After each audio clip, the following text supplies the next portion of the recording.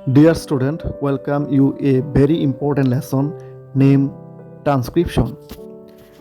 This lesson will help you to understand how to genetic information is converted into RNA. প্রথমেই ডিএনএর promoter অংশে RNA polymerase enzyme যুক্ত হয়ে DNA দ্বিসূত্রকের প্যাচ খুলে দেয়।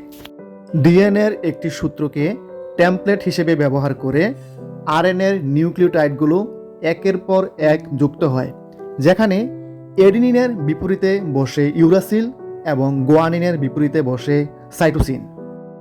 ট্রান্সক্রিপশন সমাপ্ত হওয়ার পর ডিএনএ থেকে মেসেঞ্জার আরএনএটি পৃথক হয়ে যায়।